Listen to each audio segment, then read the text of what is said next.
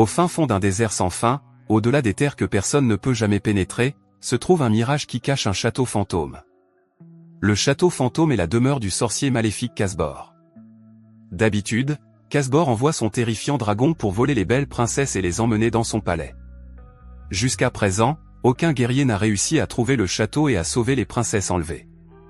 Alors que le roi finissait de raconter l'histoire à sa fille, la princesse Mina, celle-ci dit à son père que le dragon regretterait s'il essayait de l'emmener elle aussi, ce qui fit rire son père de bon cœur. Quelques années plus tard, la princesse Mina a grandi et, malgré son statut, continue de saluer et de respecter tous les gardes qu'elle croise. Elle a un ami très proche qui s'appelle Ronan. Ils ont grandi ensemble et semblent s'apprécier. Nous découvrons que des prétendants sont récemment arrivés du monde entier pour demander sa main, mais Mina dit à Ronan que ces prétendants ne sont pas pour elle, mais pour son père. Au moment où Mina regarde le canard dans la rivière, Ronan s'agenouille pour lui demander sa main et le choc la fait tomber dans la rivière. La princesse accepte avec joie de l'épouser. Pendant ce temps, certains des prétendants venus demander la main du prince se détendent dans un bar. L'un d'eux s'appelle Rogdé, il est très fort et très habile à manier la hache. Le deuxième prétendant est un riche roi arabe nommé Kabir, qui veut épouser la princesse parce que son royaume est dans le top 10, mais lorsqu'il épousera la princesse, son royaume passera facilement à la 3e place. Le troisième est un gros prince chinois nommé Pho Chan, qui n'est qu'un fils à maman qui fait tout ce que sa mère lui dit. Les prétendants voient Mina avec un garçon et vont le confronter.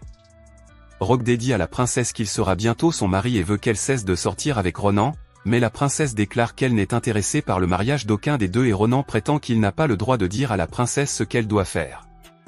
Rogdé se met en colère et confronte Ronan, disant que le père de Mina choisira son destin et le met en garde contre la façon dont il ouvre la bouche parce qu'il n'a jamais tenu une épée. Mais Ronan répond que le muscle le plus fort du corps est le cerveau, si l'on sait s'en servir. Rogdé, en colère, tente de le frapper, mais la princesse l'en empêche et menace d'en référer à son père, ce qui les pousse à partir. La princesse Mina se rend immédiatement au palais pour voir son père. Ce dernier lui parle des prétendants qui viennent de le rencontrer pour lui demander sa main. Mina se met en colère car son avis devrait être plus important dans cette affaire et demande si une coutume obsolète est plus importante que son bonheur. Elle demande à son père de lui permettre d'épouser Ronan. Le roi sait que Ronan est un jeune homme bon et intelligent, mais ce n'est pas un guerrier, en cas de problème, il ne serait pas en mesure de protéger la princesse ou le royaume. Mais la princesse pense qu'un souverain intelligent vaut mieux qu'un souverain fort. Le roi aime tellement sa fille qu'il décide de donner sa bénédiction à Ronan et à la princesse, et Mina l'embrasse joyeusement. Plus tard dans la soirée, tous les villageois sont réunis, ainsi que les prétendants, car le roi est sur le point d'annoncer le futur mari du prince. Au moment où la princesse se prépare, un dragon surgit de nulle part et enlève la princesse. Ronan fait de son mieux pour arrêter le dragon, mais il est projeté au sol comme si de rien n'était. Le roi sait que Casbor est responsable de l'enlèvement du prince et dit à la foule que celui qui sauvera Mina de Casbor aura sa main dans son royaume. Tous les prétendants se portent volontaires pour aller la sauver. Après réflexion, Ronan décide de se joindre à l'expédition pour retrouver la princesse. Il ouvre sa boîte, enfile son armure et prend son arc. Grâce à la carte, il découvre que le dragon vole à l'est et décide de s'y rendre. Le prétendant voit Ronan traverser la forêt infranchissable.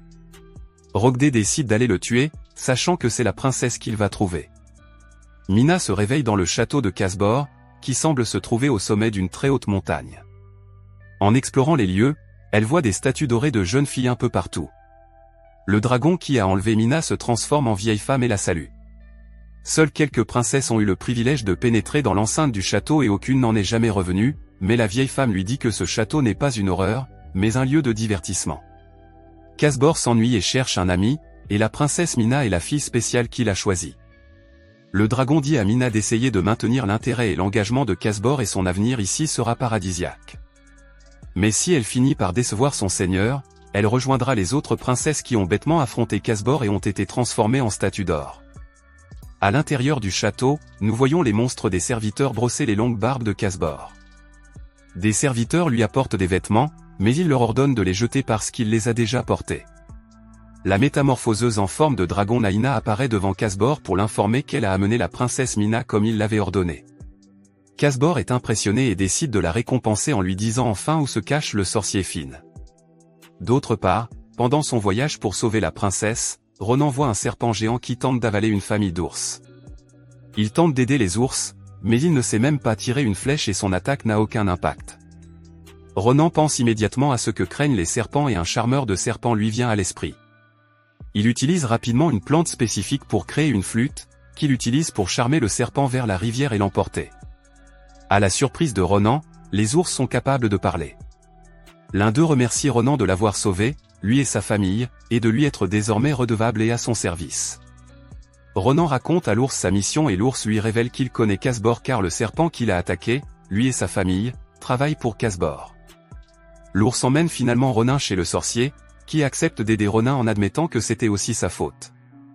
Le dragon qui sert Casbor est une sorcière nommée Naina. Il y a de nombreuses années, Finn a planifié comment gagner son amour et a même étudié la magie pendant 2 ans pour devenir digne d'elle, mais chaque fois qu'il imaginait approcher Naina, il pensait qu'elle pourrait le rejeter. Ne voulant pas affronter la possibilité qu'elle le rejette, il a jeté un sort qui garantirait qu'elle tomberait amoureuse lorsqu'elle le verrait, mais il a accidentellement rendu la magie trop forte et Naina est devenue folle de lui. Avant de pouvoir annuler la magie, Casbor alla voir Naina et lui raconta ce qu'il lui avait fait. Dans sa colère, son sort d'amour s'est transformé en un sort sombre et tordu, et depuis lors, Naina se venge non seulement de lui, mais aussi de ceux qui sont heureux en amour. Ronan veut savoir ce qui arrive à Mina en ce moment même et Finn utilise sa magie pour le lui montrer dans la rivière.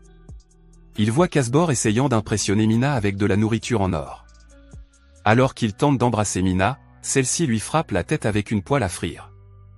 Ronan demande où se trouve le château de Casbor et comment il peut s'y rendre. Finn lui explique qu'aucun mortel n'a de chance face à un sorcier comme Casbor. Il propose à Ronan de rester avec lui en tant qu'apprenti. Il lui enseignera toute la magie qu'il connaît et pourra alors vaincre Casbor, mais il lui faudra 20 ans pour y parvenir. Ronan demande s'il existe un moyen plus rapide. Finn lui répond qu'il y en a un, mais qu'il s'agit d'une mission suicide. Finn lui dit d'aller aussi vite que possible vers les jusqu'à ce qu'il atteigne les montagnes de sable, mais l'entrée est gardée par une tête géante. S'il parvient à passer la tête géante, il pourra entrer dans le royaume de Casbor.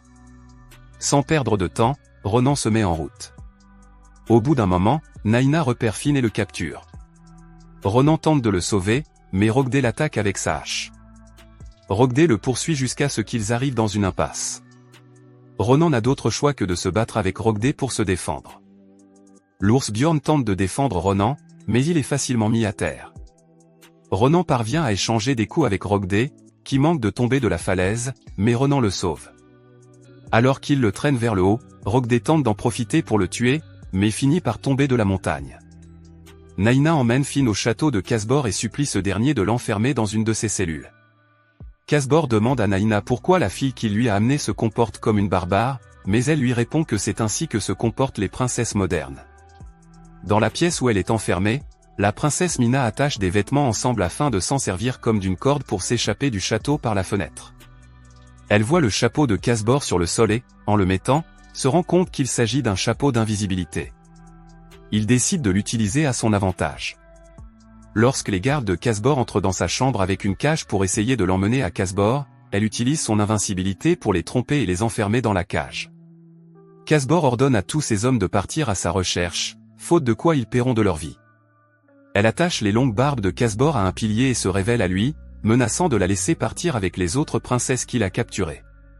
Casbor tente de la capturer, mais elle porte à nouveau le chapeau de l'invincibilité et ses barbes attachées à un pilier le font tomber de son château.